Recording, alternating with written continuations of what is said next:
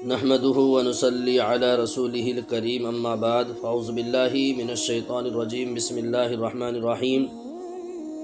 معزز حاضرین و سامعین، السلام علیکم ورحمۃ اللہ وبرکاتہ۔ محترم بزرگوں اور دوستوں، امید کرتا ہوں آپ تمام حضرات خیریت سے ہوں گے۔ اللہ آپ لوگوں کو ہمیشہ خوش رکھے۔ آج جیسا کہ آپ کو معلوم ہے کہ آج جمعہ کا دن ہے، اور جمعہ کا دن گویا کہ یہ ہفتے واری اجتماع کا دن ہے یا ہفتے کی عید کہہ لیجئے۔ بڑا فضیلت والا دن ہے، بے شمار فضیلتیں اس دن کے ساتھ جڑی ہوئی ہیں، اور اس دن میں کچھ خاص اعمال ہیں جن پر بڑی فضیلتیں ہیں۔ ان میں سے ایک عمل یہ ہے کہ درود شریف پڑھنا۔ جمعہ کے دن درود شریف پڑھنے پر 100 حاجتیں پوری کرنے کا وعدہ ہے۔ حضرت انس رضی اللہ عنہ سے مروی ہے کہ رسول اللہ صلی اللہ علیہ وسلم نے فرمایا، روز قیامت تمام مقامات میں سب سے زیادہ مجھ سے قریب وہ شخص ہوگا جو دنیا میں سب سے زیادہ درود شریف پڑھتا ہے، اور جو شخص جمعہ کی رات میں یا جمعہ کے دن مجھ پر درود پڑھتا ہے تو اللہ تعالیٰ اس کی 100 حاجتیں ضرورتیں پوری کر دیتے ہیں، 70 آخرت کی اور 30 دنیا کی۔ پھر اللہ تبارک و تعالیٰ ایک فرشتے کو مقرر فرما دیتے ہیں جو درود شریف پڑھنے والے کے نام اور نسب کے ساتھ اس درود شریف کو میری قبر میں ہدیے کے مانند پیش کرتا ہے۔ اسی طریقے سے میرے پیارو، جمعہ کے دن عصر کے بعد درود شریف پڑھنے کی بھی بڑی فضیلت ہے۔ حضرت ابو ہریرہ رضی اللہ عنہ کی ایک حدیث میں نقل کیا ہے کہ جو شخص جمعہ کے دن عصر کی نماز کے بعد اپنی جگہ سے اٹھنے سے پہلے 80 مرتبہ یہ درود شریف پڑھے تو اس کے 80 سال کے گناہ معاف ہوں گے، اس کے 80 سال کے گناہ معاف ہوں گے، اور 80 سال کی عبادت کا ثواب اس کے لیے لکھا جائے گا۔ حضرت سہل بن عبداللہ کی روایت میں یہ ہے کہ جو شخص جمعہ کے دن عصر کی نماز کے بعد یہ درود شریف 80 مرتبہ پڑھے گا، اس کے 80 سال کے گناہ معاف ہو جائیں گے۔ درود شریف کیا ہے؟ اللہم صلی علی محمد النبی الامی وعلی آلہ وسلم تسلیما۔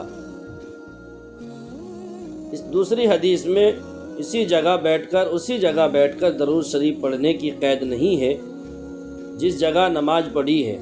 تو اس حدیث کے اطلاق سے فائدہ اٹھاتے ہوئے اگر کسی وجہ سے اس وقت اسی جگہ نہ پڑھ سکے تو مغرب سے پہلے جب بھی جہاں بھی موقع ملے 80 مرتبہ درود شریف پڑھ لے گا تو اس کی فضیلت کا حامل اور حاصل کرنے والا ہو جائے گا، اور اسی کو 80 سال کی عبادت کا ثواب بھی مل جائے گا۔ اس لیے میرے پیارو، ہمیں چاہیے کہ خاص طور پر ہم جمعہ کے دن درود شریف کا اہتمام کریں اور اچھے اعمال کرنے کی کوشش کریں جتنا ہو سکے۔ حضرت عمر ابن عوف رضی اللہ عنہ سے روایت ہے کہ جمعہ کے دن میں ایک ایسی گھڑی ہوتی ہے کہ اس گھڑی میں بندہ اللہ تعالیٰ سے جس حلال چیز کا بھی سوال کرے تو اللہ تعالیٰ اس بندے کو وہ چیز عطا فرما دیتے ہیں۔ لوگوں نے پوچھا، یا رسول اللہ صلی اللہ علیہ وسلم، وہ گھڑی کون سی ہے؟ فرمایا، جمعہ کی نماز شروع ہونے سے جمعہ کی نماز کے ختم ہونے تک۔ حضرت ابو ہریرہ رضی اللہ عنہ سے روایت ہے کہ رسول اللہ صلی اللہ علیہ وسلم نے جمعہ کے دن کا تذکرہ فرمایا اور بتایا کہ جمعہ کے دن میں مقبولیت کی ایک ایسی گھڑی ہوتی ہے کہ اس میں جو بھی دعا مانگی جائے اللہ تعالیٰ عطا فرما دیتے ہیں۔ میمونہ بنت سعد رضی اللہ عنہ سے روایت ہے کہ انہوں نے حضرت نبی کریم صلی اللہ علیہ وسلم سے عرض کیا کہ ہمیں نماز جمعہ کے بارے میں بتا دیجیے۔ حضور صلی اللہ علیہ وسلم نے فرمایا کہ جمعہ کے دن ایک گھڑی ایسی آتی ہے کہ اس میں بندہ رب سے جو بھی دعا مانگے گا تو اللہ تعالیٰ اس کی دعا کو قبول فرما لیتے ہیں۔ میں نے عرض کیا یا رسول اللہ صلی اللہ علیہ وسلم وہ گھڑی اور وہ وقت کون سا ہے؟ فرمایا وہ گھڑی وہ وقت ہے جب امام خطبے کے لیے کھڑا ہو جائے۔ اسی طریقے سے میرے بزرگوں جو ہے عصر کے بعد کا وقت عام لوگوں کے لیے مشغولیت کا وقت سمجھا جاتا ہے۔ کاشتکار اور تاجر حضرات اس وقت میں دن بھر کے کام کو سمیٹنے کی کوشش کرتے ہیں، اس لیے اس وقت میں دن بھر کے مقابلے کام اور زیادہ مشغول ہو جاتے ہیں، کام میں اور زیادہ مشغول ہو جاتے ہیں، جبکہ یہ وقت اللہ سے لو لگانے اور اللہ کی طرف خصوصی توجہ کرنے کا وقت ہے۔ چنانچہ حضرت ابو سعید خدری رضی اللہ عنہ سے روایت ہے کہ نبی کریم صلی اللہ علیہ وسلم نے فرمایا جمعہ کے روز دعا کی قبولیت کی گھڑی جمعہ کے اختتام پر سورج غروب ہونے سے پہلے ہوتی ہے اور لوگ اس وقت اپنے کاروبار میں مشغول رہتے ہیں۔ میرے بزرگوں ایک بات یاد رکھنا، جبکہ اللہ تعالیٰ کے کتنے ہی مقبول برگزیدہ بندے ایسے بھی ہوتے ہیں جو ان اوقات کا خصوصی اہتمام فرما کر ان اوقات میں دعا استغفار میں مصروف رہتے ہیں۔ چنانچہ حضرت فاطمہ رضی اللہ تعالیٰ عنہ کے خیال میں یہ گھڑی غروب آفتاب سے کچھ پہلے ہوتی ہے، اسی لیے وہ اپنی خادمہ کو کھڑا کر دیتی تھی کہ جب سورج غروب ہو تو ان کو اطلاع کر دے اور وہ دعا میں مشغول ہو جائیں۔ اس لیے میرے بزرگوں ہمیں چاہیے کہ ہم ایسے اوقات کا خاص طور پر خیال رکھیں اور اہتمام کریں۔ ویسے تو اس بابرکت اور مقبول گھڑی کے بارے میں اختلاف ہے کہ یہ کس وقت پائی جاتی ہے۔ ایک قول حضرت ابو ہریرہ رضی اللہ تعالیٰ عنہ کا ہے کہ جمعہ کے روز صبح صادق یعنی اذان فجر سے طلوع آفتاب سورج کے نکلنے تک رہتی ہے۔ اس لیے میرے بزرگوں ہمیں چاہیے کہ ہم ایسے وقت کا اور ایسی گھڑیوں کا خاص طور پر جو ہے نا خیال رکھیں۔ حضرت عائشہ رضی اللہ تعالیٰ عنہ کا قول یہ ہے کہ جمعہ کی اذان کے وقت یہ گھڑی ہوتی ہے، جب امام دونوں خطبوں کے درمیان میں بیٹھے تب یہ گھڑی ہوتی ہے۔ حسن بصری رحمۃ اللہ علیہ کا قول ہے کہ امام کے منبر پر بیٹھنے سے لے کر نماز جمعہ سے فراغت تک یہ گھڑی رہتی ہے۔ اسی طریقے سے میرے بزرگوں دیگر صحابہ اکرام کے مختلف قول ہیں۔ عبداللہ بن سلام طاؤس فرماتے ہیں کہ عصر کی نماز کے بعد سے غروب آفتاب تک ہوتی ہے۔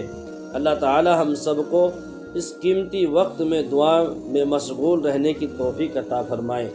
دعا کرتے ہیں کہ آج جمعہ ہے، جمعہ کی مبارک دن کی برکت سے اللہ تبارک و تعالی پریشان حالوں کی پریشانی کو دور فرمائے، جو مقروض ہو ان کے قرض کے اسباب مولا اپنے فضل سے پیدا فرمائے اور ملک کے اندر امن و شانتی قائم فرمائے۔ بد امنی سے مولا ہمارے اس ملک کی حفاظت فرمائے۔ جو جس لائن سے پریشان حال ہے تمام کی پریشانی کو دور فرمائے، تمام کی پریشانی کو دور فرمائے۔